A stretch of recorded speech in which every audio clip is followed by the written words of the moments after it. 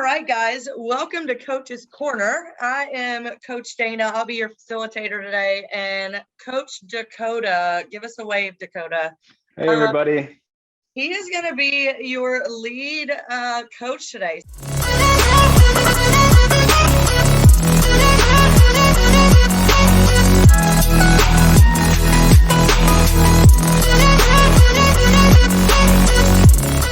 So, like we always do, we'll call on the group just to get their insight, as they're all professionals and all have a different take on our subject. But our topic today is a good one. If you didn't get a chance, look at our Instagram and ask us some questions. Dakota let us know to slide in the DMs to ask us any questions about your fad diet. So what we're talking about today, fad diets, is it worth the hype? So as we start off all Coach's Corner, we're putting Dakota in the hot seat for rapid fire questions. Dakota, I have 15 for you today. Man. Yeah. So again, here are the rules, Dakota. It is as fast as possible. There's no ums. You're just answering. Shoot it off. The first thing. Are you ready? Let's do it. All right, here we go. Favorite color? Red. Best workout movement? Deadlift. Chicken sandwich or cheeseburger? Cheeseburger. Favorite fruit? Kiwi. Hot coffee or iced coffee? Ooh, iced coffee. Gum or breath mints? Breath mint. Favorite vacation spot? Italy. Next trip you want to go on? Italy. Favorite protein source? Oh, man. A nice rare steak. Peanut butter or almond butter? Peanut butter. Mountain bike or road bike? Mountain bike. Favorite hobby? Strength training. Best Christmas present? PlayStation 4. Captain Crunch or Cinnamon Toast Crunch? Cinnamon Toast Crunch. Favorite color to wear? Red. Favorite state? Kentucky. Oh, let's give Dakota nice job, Dakota. That was pretty good. So as we start off today, I think the biggest question, looking at our topic, that our audience would want to know is, do fad diets work? I mean, that's the question. Do they work? Can you talk a little bit about that? I would say, and this might be shocking to most coming into this conversation, but fad diets do work. They can definitely work. And that really comes down to a simple concept: calories in versus calories out. With most fad diets, you're really just eliminating an entire macronutrient, or a protein, a carb, or a fat, or reducing your daily intake in terms of calories. So with that calories in, calories out idea, if you're taking in more food than you're expending through physical activity, then you're going to gain weight. If you're taking in less food than you're expending through physical activity, then you're going to lose weight. And that's kind of the concept behind why fad diets can work. But there are some caveats there as to why they're not sustainable long-term. So look, you led me right into it. So we talked a little bit about why they work. So yeah, like if you go on a diet and you adhere to it, right? If you're going straight up keto, and I'm not saying it's bad or good, or I'm not saying it's bad, I'm not saying it's good, but if you go on keto and you are following that diet, like, you're going to lose weight. Like, if you are looking for fat loss, you are going to lose weight. But how long can you not introduce a carb back into your diet? Like, are you going to just live the rest of your life like eating that way? If you can, then like, kudos. But I promise you, there's going to be a birthday down the road, and like, there's going to be things that you may not be able to adhere to for long term. So, talk to me a little bit about why they're called fad diets, and like, why do they work, but why are they not sustainable? Right. So that's a good point. They're called fad diets really because I feel like most of them just keep coming back rebranded. So like the Atkins diet was essentially keto, just a low carb diet, basically eliminating carbohydrates, an entire macronutrient diet or from your diet. So I think that's the real struggle there. I think the better approach here would be to learn about macronutrients, your carbs, your fats, and your protein, and take a balanced approach and try to eat a little bit of all of that in every meal. So So educate. Sorry, go go ahead. ahead. No, go I ahead. was gonna say educate yourself on what types of food are each of those macronutrients and try to eat a balanced meal and have a balanced diet every day rather than trying to eliminate an entire macronutrient. And some of these fad diets are pretty crazy. I've seen, like the carnivore diet where you're just eating protein. And like you said, how long are you going to be able to sustain just eating meat every single day for every single meal? Like you're going to go to the beach with your kids, you're going to want an ice cream cone or a piece of cake here or there.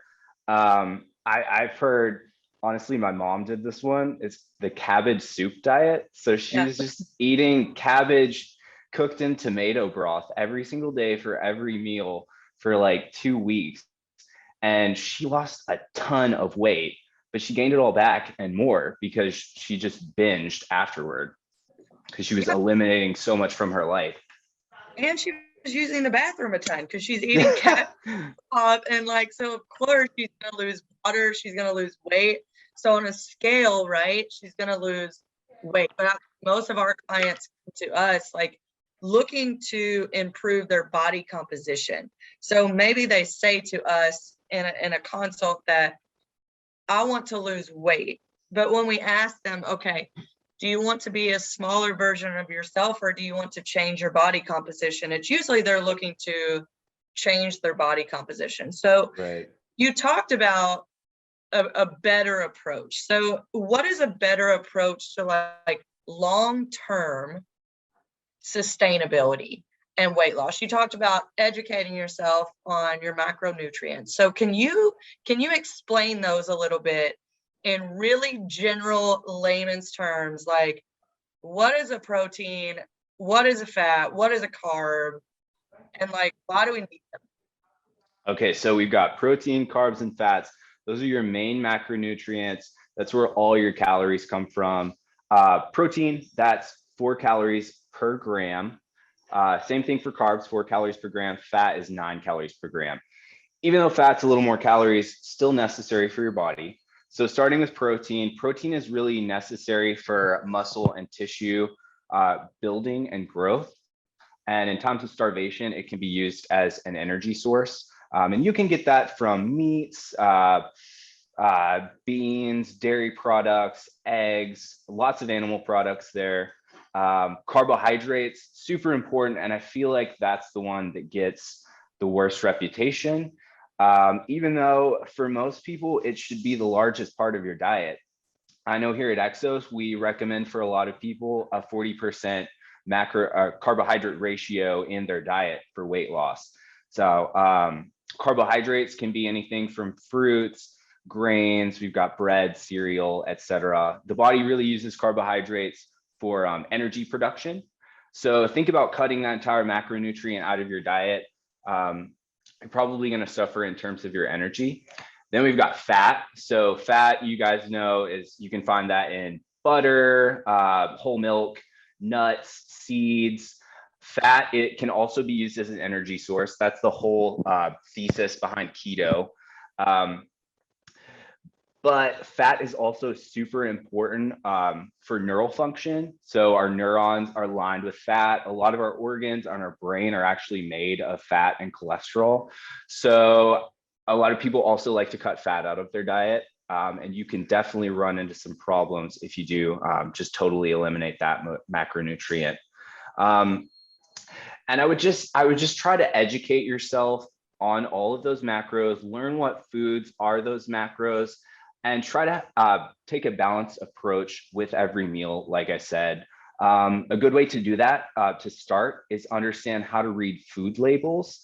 They're everywhere, mandated by the government to be put on all foods right in front of us. I've got a protein bar right here. So just look at the calorie content. And I like to tell people to try to eat protein dense foods, because I feel like that's where a lot of people are lacking, especially in weight loss. So like here, I've got 250 calories, 24 grams of protein. And like I said, protein is 4 calories per gram. So this is a pretty protein dense food. Yeah, learning to understanding how to read food labels and understanding what macronutrient is what macronutrient, Yeah, and for kind of sure. just Like, go learning ahead. what works for you.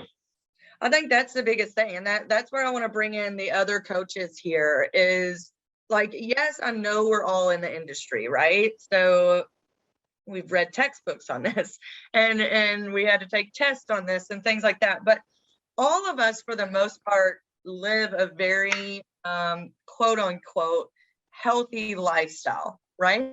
So I would say, I'd like to get some feedback from you all on more of like a personal level, not on what you read in your textbook, but how did you educate yourself like on food? How did that start to come to fruition on how you eat day to day? I'll maybe go first and say a ton of reading, like over the years. I've been in this industry for 13 to 14 years, but just a ton of reading. But how I educated myself really is I started to deep dive into how things made me feel when I was bloated, when I wasn't. I started to get really in tune with my body, and my body may respond different than Amy's body to something. And so that takes time. So it takes patience, and it takes what works and what doesn't. A lot of people may not eat meat or may not eat a lot of red meat. I perform better when I eat red meat. So I do my work with how I'm performing and how I feel. I've talked before that whey protein seems to bloat me. It doesn't mean I eliminate it fully. I just am conscious of how much I'm taking in. So for me, it was educating myself, but paying more close attention to how I was feeling, how my gut was feeling, and then how my energy was throughout the day. I went from early on in the health and fitness world, a really, really strict diet all the time. And now I'm living my most balanced life, and it's beautiful. If I want an ice cream with my nephews, I'm going to have one. But guess what? For dinner, I may eliminate a carb and just have my vegetables for my carb, right? So I may have a protein dish and I may have 2 vegetables like asparagus and zucchini and squash instead of a potato, because my 7-year-old nephew really wanted me to have that ice cream cone with him. So I did, and I'm not going to feel guilty about it because I just enjoyed my life with a person that I love. And like, if that could be my biggest message to people eating, that's what it would be. I'll start from the top. Beth, like, how'd you educate yourself? How'd you find out what works for you? What do you do? We'll give everybody like a 30-second, 1-minute caveat so we don't run out of time, but I'd like to hear from everybody on this. Yeah, that's such a big question. Yeah. Also, I guess based on how I feel, I've gotten a lot into kind of learning about the sugars in food and how that can make you feel, and kind of like be a roller coaster of, kind of spike up and then crash. And I wasn't always the most like in tune with my body with that. I don't always notice those changes, but the more that I've honed in on that, I can kind of notice it a little bit more. In college, I ate a lot of salads with a, distance runner. So since then, trying to find that balance of like eating lots of vegetables, but also figuring out healthy carbs with lots of fiber, those are going to be good for you, and getting that protein in. So learning what kind of proteins I like, how to prepare them differently. Yeah, I mean, I took some nutrition classes in school, so I've kind of certainly helps, right? Yeah, but it does help. Like, awesome. Kat. Sorry, I was on mute. So I grew up in a big Cuban family, so it's a lot of protein, a lot of carbs, a lot of seasoning, a lot of oils. Yeah. So it's something that as you're growing up, you kind of get tired of. So I just kind of educated myself with everything that I like, just, smaller portions. So I try not to limit my diet to like just certain carbs, certain proteins, or I like to explore and I eat everything. My motto is everything in moderation. Love that. I don't believe that you should cut something that you like just because it's a bad food or it has too much sugar. So yeah, I'll go for my ice cream. I'll just have maybe, a scoop. Everything in moderation is something that I've learned throughout the years, because ever since I was, younger, my family, every party, everything that we did was like in huge portions in moderation. Eat. If you're skinny, you're unhealthy, and so it's just a misconception. So everything in moderation. And I guess by exploring everything that you eat, you'll see what's good for you, what's not good for you. If it bloats you, then try to stay away from it or have less of it. Awesome. I think it's also what you said is it depends on what your goals are too. Like if your goals are a bodybuilding show, you better bet your ass like you're gonna eat strict as can be, right? But if you're okay with being healthy and maybe like holding a little extra 5 pounds, if you're fit and lean and you're where you want to be, it's okay to enjoy life, like Kat said, in moderation. But if your goals are to lose 50 pounds in 8 months, a year, then maybe your diet is a little bit more strict. So I think that's important to say too. Like it depends on what you're looking to achieve with what style of eating you will do. Amy, tell us, how'd you educate yourself? So for some reason, I got really interested in high school when I was like running cross country and stuff. And I was always really active in high school and into college. And my eating's changed a lot since then because I was heavy on the carbs. And like even in high school, even though like what's healthy, like you're in high school, like you're still gonna eat whatever. And then you go to college and then there's all this food in the cafeteria, unlimited meals. And I was eating pretty much whatever I wanted because I was riding my bike 3 hours a day for collegiate cycling. So it didn't really matter then. So when I really started eating more healthy, it was like toward the end of college when I was still exercising a lot and still like putting on a lot of weight. And I'm like, wait a minute, what's going on here? So that's when I really like dove into it. And my biggest problem was portion sizes. And that's still kind of something I struggle with. But I kind of do what Kat does, pretty much everything in moderation. I'm still really working on the moderation part. I also really want to be vegan, and I've tried it so many times, but like I love cheese, and there's just some things that you're like, that's not gonna work for me. Like that might be amazing for someone else, that's not gonna work for me. So I tried to be mostly vegetarian, mostly plant-based. Recently I've been hitting the chicken a little hard just because of like stuff that's happening in my body. You gotta listen to your body. That's another big part of it. But yeah, I'm kind of same as Kat. Just eat in moderation and listen to your body. Love it. Matt Hands, what you got for us? I think you're on mute, Matt. Maybe turn up your microphone.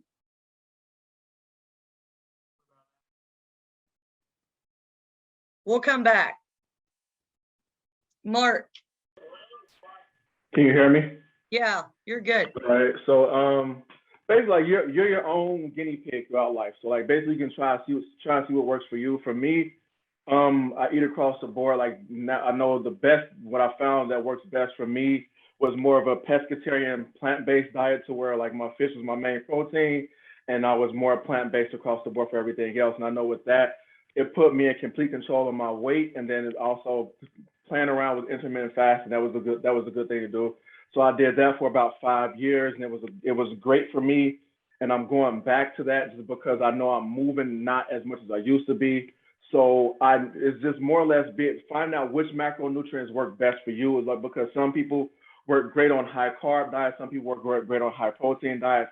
It's about being smart about what you're doing a lot of reading, doing a lot of research, learn how to read the labels.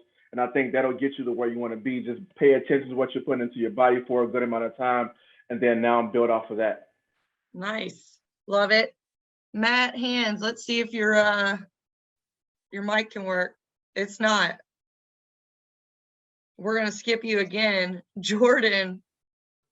Yeah, kind of piggybacking off what Mark said, definitely listening to your body, being in tune with your body, seeing how you react to carbs or fats or proteins.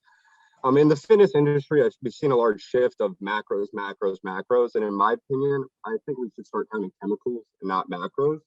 I think it's really hard to gain weight on a full source, whole food diet, eating foods from this earth. So I think it's really hard for us to gain weight just eating whole source foods. So kind of going into how I learned it, I would just research the food labels, research ingredients, and you can really blow your mind when you start seeing all these chemicals and different things in our foods. So just educating yourself on what you're actually consuming and then kind of shifting our mindset from macros or calorie deficit to good quality and whole source foods that actually fuel our bodies and make us feel good. Yeah, I think that's what we have to look at is like, I don't think they're wrong when they say, 80-20. I know you guys have heard that rule before, and it's like, most of your sources of food should be nutrient dense food. And like Jordan said, when we're consuming nutrient dense food, and what I mean by nutrient dense is like, it doesn't carry a lot of calories. So you have to eat a ton of that type of food. If you're eating a 2,000 calorie diet, like you got to eat a lot of food.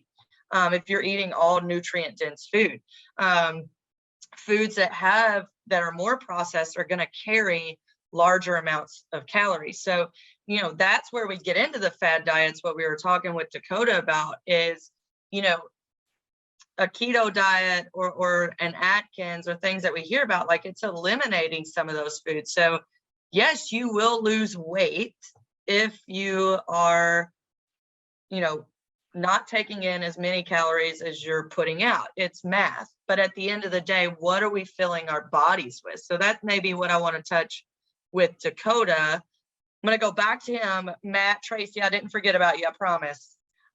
Dakota, I want to go back to you though, to give our audience some more information just around micronutrients, like what's important for our bodies and how do we even get that stuff? Right. So I would say, like you guys said, it is really hard to gain weight when you're eating whole unprocessed foods. Like if you're eating brown rice and chicken and asparagus for lunch, man, that's really not that many calories for it's like 200 something, like 250. As much as you're eating. Like you've seen me bring in these giant Tupperware containers to work and it's only like 500 calories and I've still got, like 3,200 more to go.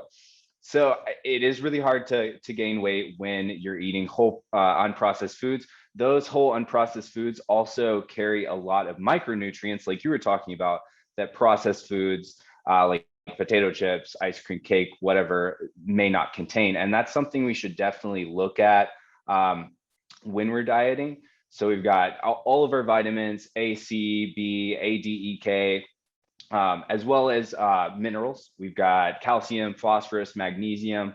All of those are great for energy production, help with immune support. I know, so a couple years ago, I was hitting all of my macros spot on, but I really wasn't eating a ton of fruits and vegetables. So I wasn't really getting a lot of vitamin C, a lot of A, D, et cetera, et cetera. And I looked great. I was putting on muscle, I was thin, but I was getting sick all the time. And I attribute that to the fact that I wasn't eating a lot of fruits and vegetables. So I think that is a huge component that everyone should be aware of. Even if you are hitting your calorie goal for the day, you should be getting that from whole foods that are dense in those micronutrients, minerals, and vitamins. For sure. I think a lot of people, like, they know, they hear us, they believe us, but then they get to the point where they get off this call or they get off this recording and then they're like, okay, now how do I do this? Like, how do I eat protein, carbs, and fats? What are they? But we told them, right? So like, but when I get to the grocery store, like, oh God, what do I do now? Right. I think a big piece you have to take with you is, what foods do you like? Like, what foods do you enjoy? And is there a way to make them more nutrient dense? Is there substitutes that may carry less calories? So like, for example, just this is a super easy one, but like, I love Mexican food. I love Cuban food. I love Mexican food. So like rice, beans, tortillas, love them all. I love all proteins too. So if I'm going to make like a healthy burrito, right? Instead of maybe a white flour tortilla that's carrying, I'm just going to guesstimate this, say 30 carbs per tortilla with, let's say, 15 grams of sugar. Okay, well, what is a better substitute from that? Y'all on the call, get your pen and paper. Like Extreme Wellness, it's a brand you can find at Kroger, you can find at Walmart, whatever.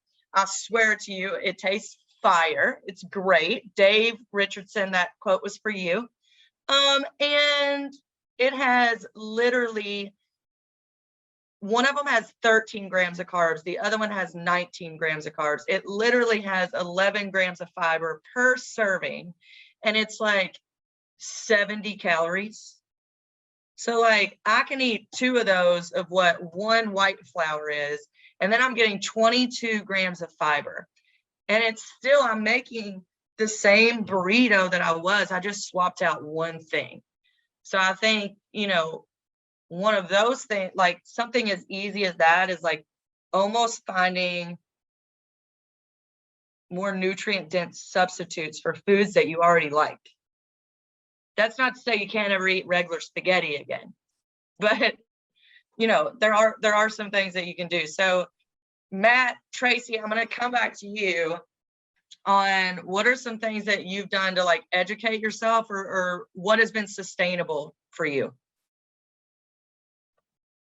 Matt, let's try again. Can you hear me now? Yes, we got him. We got him. Fix the mic. I don't know what's going on with it. It's probably a combination of a lot of what all the other coaches have said. You know, it's figuring out what works for you, but also like kind of, you know, me and my wife kind of adhere to like the 80-20, like maybe say, and you can kind of fluctuate between the seasons. Maybe it's 70-30 some days, 80-20. But, you know, we try to stick to the whole minimally processed thing, but we also know we're human beings and we like to socialize and be around our friends and family and eat. We're kind of foodies at heart. So really kind of allowing ourselves that extra 20% to just live a little bit and, you know, enjoy what food has to give and the, you know, and the relationships, things that you have around that too. Yeah, I think that's like super vital. And Kat said it earlier, is like we get this thing in our mind that's like we see food as good and bad. Mm-hmm. And I'm going to turn it over to Dakota, because he's our star of this show, to talk about that. Like what happens, and have you seen people like categorize food as good and bad, and how does that affect them like mentally and their process? Right. I always tell people, never think of food as good and bad. Just think of food as more nutritious and less nutritious. So kind of like you were saying, if you go out with your kids and you have an ice cream cone, you know, that's a little bit less nutritious than maybe some chicken and brown rice, but you enjoyed yourself. So eat your ice cream, enjoy your life, and then moderate what you're eating in the rest of your diet for that day with that ice cream cone. So maybe for dinner, you'll eliminate some carbs and fats and have a more protein dense meal. And then like, even if you don't, right? Like, right. You enjoyed yourself. Like, yeah. You don't have to start till, I think that's what we get in this mindset of like, we are so all of human beings are like all or nothing. I'm like the worst in it. I don't know how, like, I broke this a long time ago with food, is like, you know what, if you didn't do great, like today, start again tomorrow. Like, you don't have to wait till Monday, and you don't have to sabotage it for 3 more days. Like, we're human beings. It's okay. Like, our bodies are not going to like go down the drain in one day, right? It's more about everyday behavior that you do time and time again that's going to yield the biggest progress. Right. And if you do, I was just going to say, if you do go off the rails one day and you have a whole pizza to yourself, I like to just think about that as having more energy in your body to put forth to carry you into your next day. So you can, do a little bit more physical activity for your next day. Nice. All right, Tracy and our new coach, Maida, what do you guys do for nutrition? Well, me, on top of whatever everybody else has said, I come from a big family, like Kat had talked about. So a lot of our gatherings center around food and not the most healthy options. But in general, yeah, lots of cheese curds. All right. Nice. But a lot of what I look at is not only how my body physically feels at the end of the day, but mentally how I feel too. To look at my day and consider all those times that you were able to get, your whole foods into your day as a win. So I feel better, mentally about how the day went when I know that I was able to incorporate a lot of those healthier options versus, just eating so-called crap all day. Obviously that does happen. But in general, I kind of like to keep that mindset, of how I'm going to feel at the end of the day based on how I eat. I don't know if you have anything that you want to add to that. Yeah, no, I definitely agree with what everyone said. Coming right out of school right now, I've just graduated, so I've had those classes pretty recent as well. And a lot of even professors still have that all or nothing teaching and have that good food versus bad food. And I feel like as a whole, like just knowing that maybe one day you did eat a little bit more, but using that as, I really like the whole about eating that pizza and then knowing it's giving you energy the next day. Because really, everyone's human and you can't miss out on those fun moments because like you said, tomorrow's a new day and you can focus just as hard the next day. So definitely I agree with everyone's opinions and everyone's thoughts. Nice, guys. Dakota, we're turning it back to you to kind of wrap this up. So I'm going to give a summary. Basically, we're saying, what our topic is fad diets. Is it worth the hype? And the question we ask is, do they work? Yes, right? We answered yes. Surprisingly, they do work. You will lose weight if you eat cabbage and broth chicken for 2 weeks. You will lose a ton of weight. You will spend a lot of time in the bathroom. And eventually that weight's going to trickle back on and the body composition may have not changed at all. So what we talked about today is more of a better approach, educating yourself. What else is important in an overall diet? So we talked about macros, right? It's not just the way you look, but it's about how you feel. It's about nourishing your body with whole foods. And getting vegetables and getting the minerals that we need, such as magnesium, or different vitamins, and also, how it can be sustainable. Because what we talked about is, and I think this is what's most important for the fad diet, and this is the question I have for you, Dakota, can you realistically stay on that diet? Right. I don't think it's realistic that you can stay on the carnivore diet or the cabbage soup diet for the rest of your life. So yeah, I think the biggest takeaways here are finding what works for you, what's most sustainable for you, eating what you enjoy, but eating it in moderation if it's something like ice cream or pizza or fried chicken. And I loved what Mark said. You are your own guinea pig. So see how food makes you feel. Some people do respond. There's been a lot of studies that have shown some people respond better to higher fats versus higher carbs.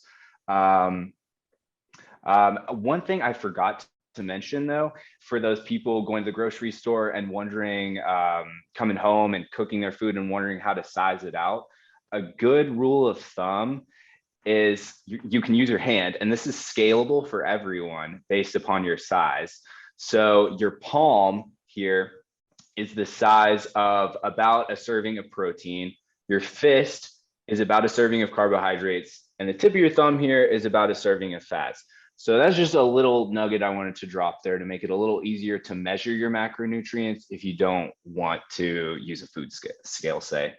I love that. So if you're taking 3 spoonfuls of peanut butter and putting that in your mouth every day, that may equate to a lot of calories that you're not expecting because it's not that big, right? Right. Eric asked us a great question about, measuring it, and not really measuring, like, yeah, we might measure our food, but we're in the industry and all that. But like, if you're doing your palm or your fist, your palm, your thumb, is that cooked food or raw? Oh, you're on mute, Dakota. I believe that's cooked food. So it's going to be like, it's different for everything, right? Peanut butter is obviously, Yeah. you're not going to cook it, but for proteins, it's usually before cooking. Okay. But, it definitely, to me, remember, I'm living this balanced life over here, is that, again, it depends on your goals. And unless like you're truly like getting some huge body composition goals, it's not going to impact that drastically if you measure like the chicken after you cook it